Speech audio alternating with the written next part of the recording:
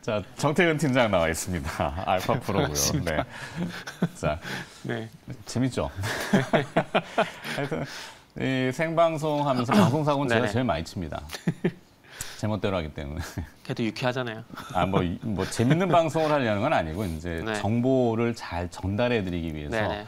고민을 좀 많이 하다 보니까 생각이 많아서 네. 이런 일이 벌어지니까 좀 양해를 부탁드리고 큰 방송사고 아니니까 바로 넘어가도록 하겠습니다. 자, 소문으로 들었어 먼저 가봐야 되는데 오늘 준비하신 내용이 아까 제가 예고를 해드렸는데 네, 하나투자증권. 한화투자증권. 오, 내용을 한번 보죠. 뭐 이렇게 좀 알고는 있는 것 같긴 하지만. 네. 뭐 결국 하나투자증권을 말씀드리려고 하는 건 뭐 결국 투자를 잘하고 있다 이 말씀을 좀 드리고 싶습니다.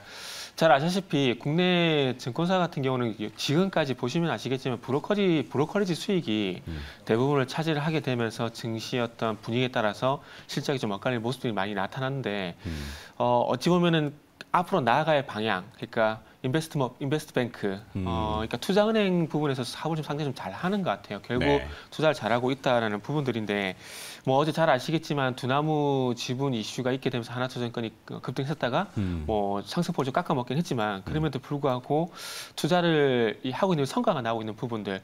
지금 하나투자증권 같은 경우는 3월 30일 날 당시에도 상당히 급등이 있었거든요. 근데 그때 당시에 올해 초에 올해 3월 30일경쯤 해서 또 그때 당시에 급등이 있었는데 결국 그때도 야놀자가 나스닥에 상장한다는 이슈가 있었고 또 야놀자에도 지분을 가지고 있다는 이슈 때문에 급등이 있었는데 지금 하나투자증권이 투자를 상당히 좀 많이 했습니다. 그래서 지금 성과가 나오고 있는 부분들이 일단은 가시화된 게 두나무 그리고 토스뱅크 이 두 가지라 보시면 될 것 같은데 어쨌든 2017년부터 이 스타트업 그러니까 플랫폼 기업들은 투자를 계속해서 늘려가고 있는 부분들이 계속 성과가 나오고 있다는 거죠. 그래서 지금 화면에 보시면은 2020년 2월 달부터 보면 토스뱅크, 뭐 라이트넷, 파두 같은 기업에 투자를 선제적으로 먼저 했고요. 그리고 2020년 12월 같은 경우는 식탁 있는 삶, 그리고 2021년 2월 달 같은 경우는 어제 이슈가 됐었던 두나무, 그리고 2021년 5월 달 같은 경우에는 TFJ 글로벌, 그리고 2021년 9월 달 같은 경우는 뮤직하우, 센스톤 같은 기업들 지분에 투자를 했는데 일단 저도 언론에 노출된 부분들하고 그리고 하나투자증권까지 나온 보고서를 참고해서 이걸 말씀드리고 있습니다. 아마 보고서에 그 공개가 안 된 투자 기업도 분명히 좀 있을 겁니다. 그런데 그 기업도 이게 노출이 되겠지만 어쨌든 이 기업들 투자를 하고 있고 현재 투자에 대한 부분 성과가 나오고 있다는 것들이 일단 주목을 좀 해봐야 될 것 같아요. 그리고 어제 이제 이미 노출이 된 두나무 같은 경우에도 2021년 2월 달에 이 퀄컴에서 지분을 매입 583억 원에 매입을 했습니다. 근데 이게 지금 성과가 나오고 있는 부분들인데 잘 아시다시피 두나무 같은 경우에는 블록체인이란지 그리고 상장된 주식 그리고 비상장된 주식에 대해서 거래를 할 수 있는 플랫폼이라 보시면 될 것 같은데 결국 제가 주목을 하는 건 플랫폼 기업에 투자를 했다는 거 그리고 최근에 어쨌든 계속해서 플랫폼이 이슈가 되고 있다는 점을 봤을 때 어찌 보면 2020년 그리고 2021년도 초반에 상당히 투자를 잘 했었다라고 볼 수가 있을 것 같습니다. 앞으로 계속해서 이 플랫폼 기술, 그러니까 결국 메타버스라든지 NFT 같은 경우는 결국에는 플랫폼으로 가고 있는 방향이라 볼 수가 있을 것 같거든요. 결국 이전에도 한번 말씀드렸지만은 메타버스 그리고 NFT가 결국 거래가 될 수 있는 거래 플랫폼 기술이 디파이라고 말씀드렸고 이 디파이를 골드만삭스가 주목을 하고 있다는 말씀드렸는데 어쨌든 이 두나무 같은 경우도 결국에는 거래 플랫폼이고 이 플랫폼 기업에 하나투자증권 투자를 하게 되면서 성과가 나왔다는 부분들.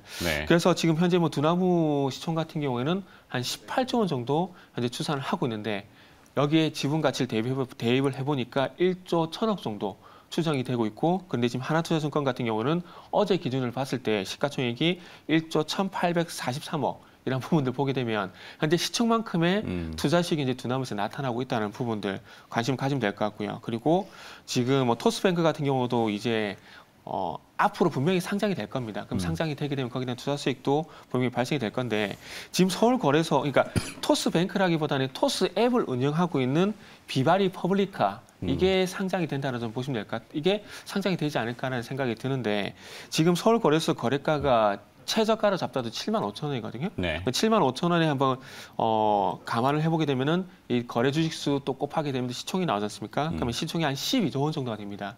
그러면 이 12조 원 정도 보게 되면 지분 가치가 한 9천억 정도 되거든요.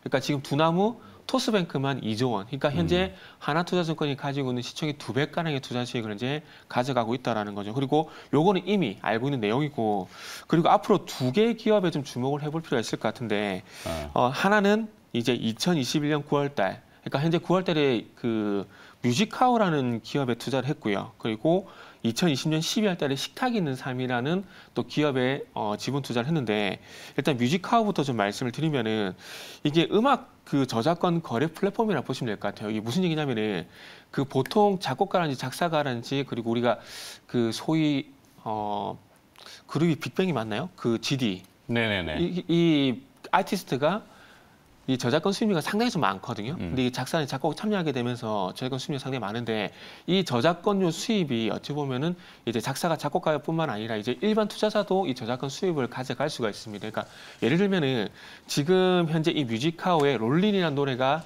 거래가 되고 있는데, 이 롤린이라는 저작권료가 한 60만 원 정도 됩니다. 그러면 60만 원에 이 저작권을 삽니다. 그럼 이 저작권을 사게 되면은 거기서 발생되는 저작권료 수입을 또 가져갈 수가 있다라는 거죠. 그러니까 저작권 매매를 통해서 매매 차익도 발생이 되고, 이 저작권료를 내가 매수를 하게 되면서 거기서 발생되는 저작권료 수입. 그러니까 이게 주식에 투자했을 때 뭐 분기 배당하고 유사한 개념이라고 보시면 될 것 같아요. 그래서 저작권료 수입을 가져갈 수 있기 때문에 뭐 일석이조의 어떤 수입이 좀 가능하다라는 부분들을 좀 볼 수가 있는데, 아직까지 조금 보완이 돼야 될 부분은 거래가 작다 보니까 이게 또 시세 조정이 가능합니다. 그래서 그런 부분들은 앞으로 좀 보완이 돼야 되는데, 어쨌든 뭐 중요한 건 이 음악 저작권 거래의 거래량이 작다 보니까 시세 등락이 왔다 갔다 한다. 예, 시세 등락이 왔다 갔다 하는데, 이게 거래량이 작다 보니까 소위 말하는 시세 조정이 가능하다는 거죠. 급등급락이 있을 수 있다는 거죠. 그러니까 올 초였나요? 우선주가 급등하게 되고, 그리고 스펙 관련주가 급등을 했었는데, 그때 당시에 우선주 같은 경우는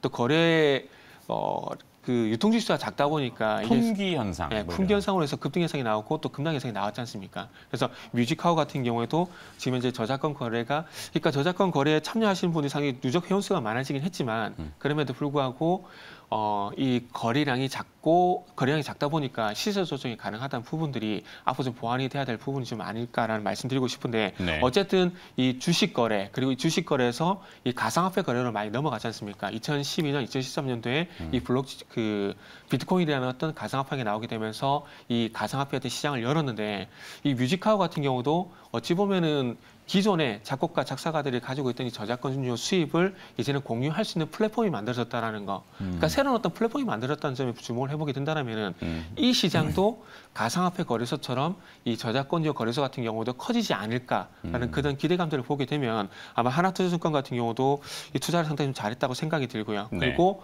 또 가시적인 성과가 좀 예상이 되는 부분이 이 뮤직하우라는 음악 저작권 거래 플랫폼, 이것도 플랫폼 기업입니다.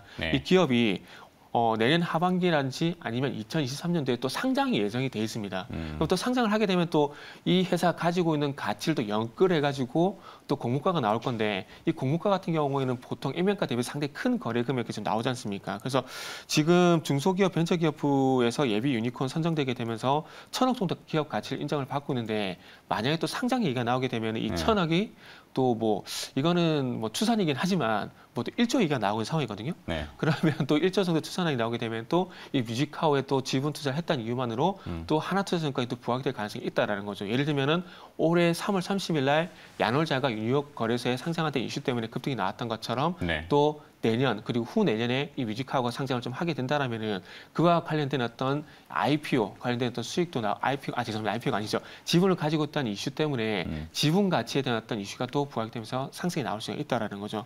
그래서 지금 뮤직하우 같은 경우는 지금 2021년도 올해 거래액이 한 3천억 정도 예상이 되고 있습니다. 근데 2년 전만 하더라도 한 150억 정도 150억 정도 했었는데 벌써 2천억 정도 3천억 정도 커졌고요. 죄송합니다. 150억에서 3천억 정도 커졌고요. 그리고 누적 회원수 같은 경우에도 현재 100만 명 정도 늘어나게 되면서 이 거래 플랫폼이 됐던 파이가 계속해서 커지고 있다는 부분들. 뭐가요? 그러니까 거래소였던 거래 금액이라든지 회원수. 거래소? 그러니까 지금 뮤직하우. 네, 뮤직하우라는 플랫폼의 거래 금액이라든지 회원수가 계속 늘어나고 있다는 부분들을 좀 주목을 해볼 필요가 있을 것 같습니다. 한 달이면 계속 가시니까 중간에 어디서 끼어들어야 될까 지금. 네. 끼어드는 건 아닌데 다 좋아요. 그러니까 저도 올해에 이제 시장 흐름을 쭉 보면서 뭐 기업들을 이렇게 찾아서 일발 브리핑을 해드리고 했는데 제일 맹점이었던 게 이 투자 회사들 VC. 네네. 와, 그걸 이제 들여다봤더니 포인트는 그거죠. VC가 됐던 한화투자증권이 네네. 됐건 인베스트먼트 뱅크가 됐건 내 돈 가지고 내가 투자해서 지분 차익을 내면은 네. 내 돈이야. 그죠? 근데 남의 돈을 가지고 펀드 형태로 투자를 하잖아요. 네네. 그러면 결국에는 돈의 차익을 얻는 걸 투자자한테 돌려주고 네네. 내한테 남는 거는 수수료하고 성과보수 일부. 그 생각보다는 그 막 뭐가 얼마고 되고 어떻게 되고 좋긴 해요. 네네. 나쁘다는 건 아니에요. 네. 근데 생각보다는 그 수익성이 적다라는 거하고 네네. 올해 또 이 홀딩스 지주사의 개념들을 가진 회사들, 네. 거기는 완전히 더 아니었고 네. B2B 제조업 네네. 여기도 아니었고. 그래서 하여튼 내 이제 VC나 제가 이제 그 SBI 인베스트먼트도 한번 우리 했었는데. 네네.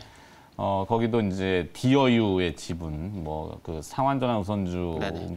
될 겁니다. 가장 많은 88만 주인데 지금 뭐 상한가 치고 그러잖아요. SBI 인베스트먼트는 끔찍도 안 해.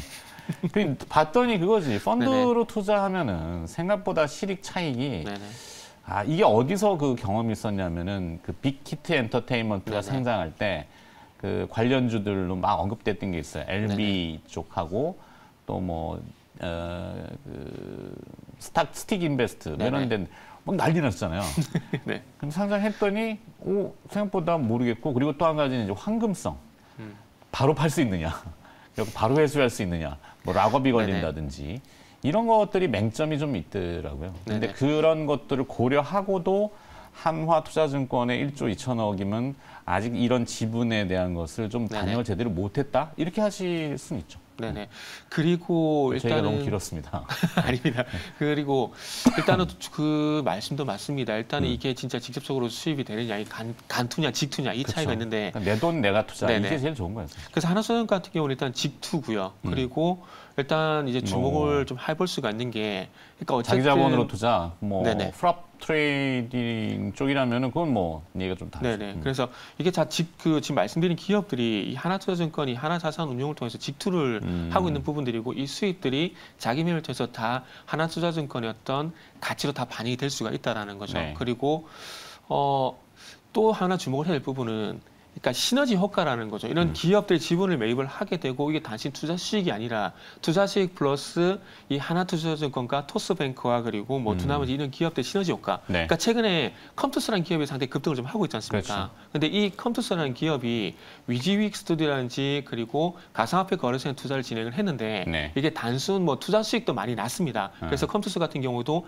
가지고 있는 시가총액 대비해서 절반 정도에서 투자 수익이 발생이 됐고 근데 거기에 좀 제한이 되는지 알았는데 이게 아시겠지만은 또 이 위지윅 스튜디오 같은 경우에도 VFX에서 진행하고 있지 않습니까? 그래서 이 컴투스가 게임을 만들게 되면 위지윅 스튜디오 어떤 시너지 효과가 발생이 되고 그리고 최근에 게임 업계들 같은 경우에도 NFT 이게 또 이슈가 되고 있지 않습니까? 그래서 그런 부분들과 연결시켜 보게 된다면은 시너지 효과가 날 수 있다는 부분들이 어떤 강점인데 하나투자증권 같은 경우는 뭐 제 개인적인 생각인지 모르겠지만 두나무라든지 토스뱅크와 앞으로 또 시너지가 나올 가능성이 있을 것 같아요. 결국 디지털 부분을 강화를 할 수밖에 없는 부분들이거든요. 그리고 이제 뭐 뮤직하우 같은 경우도 그 블록체인과 관련해서 그 비트코인과 연관시켜 보게 된다면은 가상화폐 거래소가 2012년, 2013년 같은 경우 처음 났을 때는 상당히 저평가를 받았었지만은 지금의 트렌드가 됐던 것처럼 뭐 뮤직하우 같은 경우도 지금은 뭐 100만 명이긴 하지만 아직 아는 사람은 그렇게 많지 않습니다. 네. 그래서 이런 거래 플랫폼이 또 새로운 투자 수단으로 또 떠오르게 된다라면은 또 부각이 될 수가 있고 그리고 또 이 회사가 하고 있는 게 또 한 가지만 간단히 말씀드릴게요. 네네. 식탁이 있는 삶. 식탁이 있는 삶. 식탁이 있는 삶. 이게 어찌 보면은 마켓컬리와 유사하다 좀 볼 수가 있는데 네. 또 차별점이 뭐냐면은 이 회사 같은 경우 그 마켓컬리 아시겠지만 HM이라든지 밀키트 같은 간편식만 유통하지 않습니까? 그런데 거기서 좀 더 확장을 해서 직접 종자를 사와서 재배를 해서 거기에 직접적으로 제한된 스페셜티 제품을 공급을 하고 거기에 플러스 알파로 HMR을 하고 있는 상황입니다. 그리고 여기서 얘기하면 또 주력을 밀고 있는 또 재배식품이 초당 옥수수라는 게 있더라고요. 네. 근데 저는 개인적으로 상당히 좀 생소하거든요. 근데 이거를 옥수수 같은 게 보통 쪄서 먹지 않습니까? 네. 근데 이거를 생으로 먹는다 그러더라고요. 그리고 소예요? 그러니까 그래서 해외 쪽에서 네. 그 슈퍼 스위트콘이라는 게 해외 쪽에서 상당히 유행하나 보더라고요. 근데 이와 비슷한 개념이 초당 옥수수라는 게 있는데 뭐 이게 어찌 보면 그러니까 뭐 동물 여물 같은 거 볼 수 있는데 그게 아니고 이게 또 생으로 먹을 수 있는 옥수수 또 이게 그게 해외에서 그 초당 옥수수라는 게 있는가 보더라고요. 그리고 초당 옥수수가 지금 공차 같은 경우도 스페셜티 메뉴로 또 있는 상황이고요. 그래서 이런 것들을 좀 봤을 때 좀 새롭다라는 측면에서 보게 된다면은 마켓컬리라는 기업에서 좀 한 단계 더 진보를 했다는 점, 그러니까 종자기업, 그러니까 어찌 보면 남해화학이라는 기업과 마켓컬리가 좀 합쳐졌다고 좀 보시면 될 것 같아요. 종자기업과 밀키트 기업이 합쳐졌다 보시면 될 것 같습니다. 그래서 이 기업 같은 경우도 현재 뭐 200억 정도 올해 매출이 나오게 되면서 이 기업도 아마 앞으로 마켓컬리처럼 부각이 되지 않을까라는 좀 생각을 해보게 된다라면은 아마 하나투자증권이 투자하는 기업들이 하나씩 계속 그 드러나게 되면서 투자 수익에 대한 부분들이 앞으로 더 늘어나게 되고 그런 부분들이, 그러니까 결론적으로 플랫폼 기업에 투자를 했다라는 부분들, 그리고 결국 이게 어찌 보면은 그 인베스트뱅크로 나아갈 할 방향을 현재 하나투자증권이 제시하고 있다는 부분들, 좀 여기에 좀 주목을 하고 있다, 이런 말씀 좀 드리고 싶습니다. 네. 근데 이제 시장에 뭐 트레이더들이라고 하죠. 뭐 매매를 전문적으로 하시는 분들은 하나투자증권 우선주를 어제 노리신 것 같아요. 네. 거래량이 많이 튼 거 보니까. 뭐 그것도 한번 참가해 보시면 될 것 같지 않나 싶긴 한데. 하여튼 본업도 잘 되고 있는데 부가적으로 저런 투자 업무가 합성이 된다면은 이제 우리 증권사들이 표방하는 그 투자은행으로서의 뭐 변모를 좀 갖춰가고 있다. 이게 오늘 하나투자증권의 포인트. 네, 뭐 소문은 이제 그 식탁이 있는 삶, 그다음에 뮤직하우. 뭐 뮤직하우, 네, 이런 것들은 좀 몰랐을 수 있으니까. 두나무 얘기만 맨날 하니까. 네. 알겠습니다. 오늘 여기까지 듣도록 하겠습니다. 좀 매끄럽지 못했지만 또 한번 죄송하다고 말씀드리고 알파프로 투자 전략의 정태근 팀장이었습니다. 고맙습니다. 감사합니다.